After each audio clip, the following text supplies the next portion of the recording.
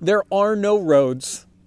There are no cars, no buses, no trains. The ground is even difficult to walk on. It's the terrain is up and down. There's thickets and brambles and cane brakes.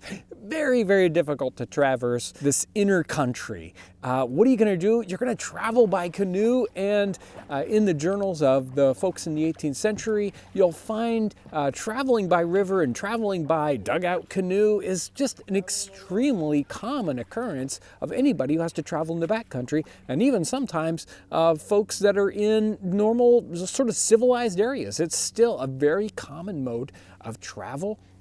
I wanted to read to you a piece out of the narrative of Daniel Trabue. It's called, the book is called Westward into Kentucky. Daniel Trabue here is with a large group of folks that are traveling into the backcountry, possibly up to 200 or 300, he seems to think, multiple large keel boats, and of course they got with them dugout canoes. They're on the Ohio, so it's a big river, and it can be pretty dangerous. So they've got all their household goods, they've got livestock with them, etc.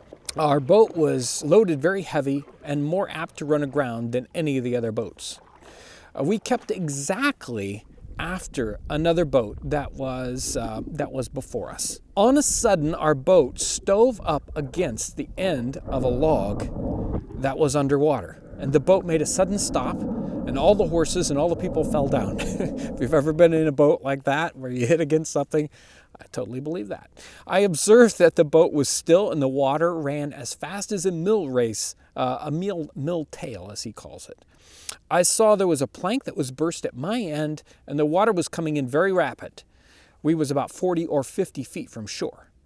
I hollered out to Mr. Lockett and waved my hand for him to turn his end toward shore. And he did so, and it took several strokes with assistance of another hand before we could turn it. After it did turn, I hollered out to jump out when it got near shore and hold it.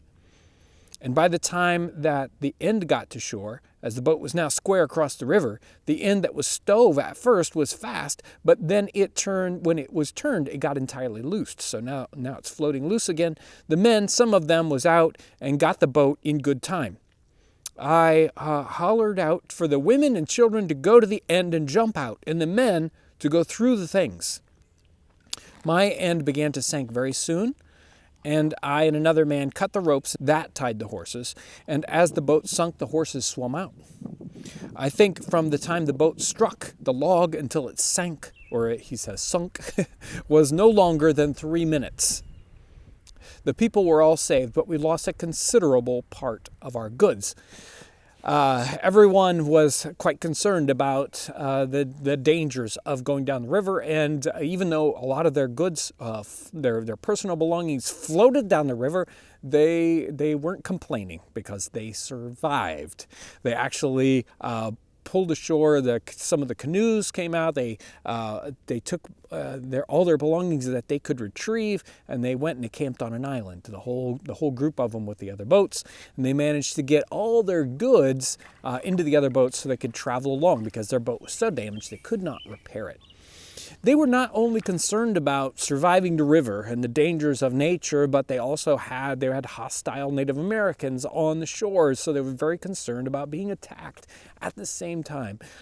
You can imagine the double danger that they were in this circumstance, but everyone survived in this particular instance, although they ran quite low of foodstuffs. They were on the river like 2 or 3 times longer than they expected. They ran out of supplies, and they were in a desperate need of restoring. But these stories, over and over again, we hear about the dangers of traveling this way, but it was the fastest way, and in some ways the safest way to travel from one place to another in this backcountry. So, I enjoy it here on the channel because we get to walk in the footsteps of those very people doing those things, traveling down the river. This is the Eel River. We're in our dugout canoe, and we're experiencing, well, we almost had the canoe tip over earlier when we ran into a log and some some rocks and all that. So we're having our own adventure here today. I hope you have had a great time. Thanks for coming along with me, and I hope you have a great weekend.